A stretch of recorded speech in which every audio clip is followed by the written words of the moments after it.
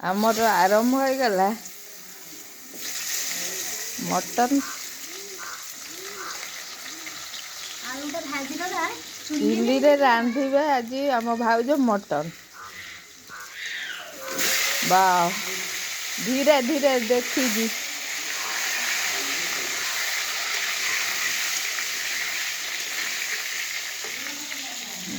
चुली जलुची ना तुम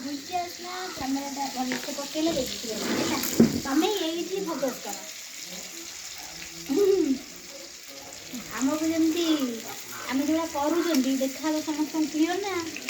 अच्छा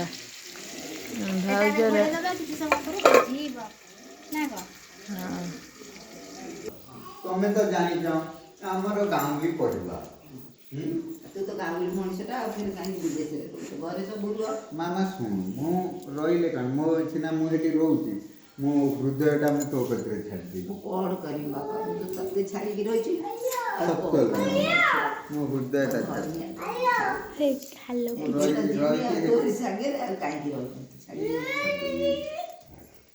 बापा ना गोटे कौन कहीदेले तमें गाधेब जाओ ना बसी बसी माँ कते तू एत व्यस्त हो मु जाउची रोसई करके तू जा एठी गोटे मोबाइल पर जा कौन एमिति होछ मोबाइल नहीं गलु आगे जा मोबाइल ले गला तोर कोन होची से तार मोबाइल देखुची तू काई ता कोन दरकार थिला ए सब कइबा सब बेले तो सेरी को हला केते बेले बोल खरा रे बसी घर में खरा पड़ेला तमारो से जो बसी खाउची दीदी तांकर ठंडा हबो बोली के आस्तिले खरा पळेला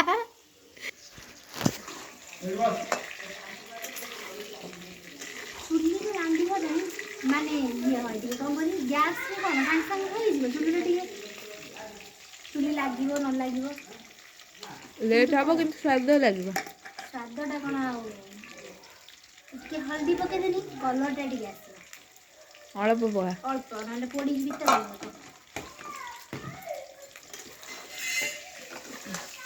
वो तार हाथ खाली फोड़ने हाल हाल बोलुची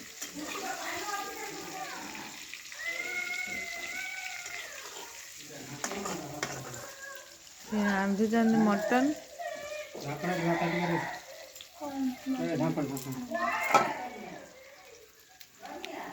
बापा आम थाली नवा कही वो कौन की ताल लेला स्टॉप कर दे हां हां बस तेलटा गरम हो गला पकोची तेजपत्र गोटा गरम मसला है लवंग गोलमरीच अलैच डालचीनी सब दौर सब पका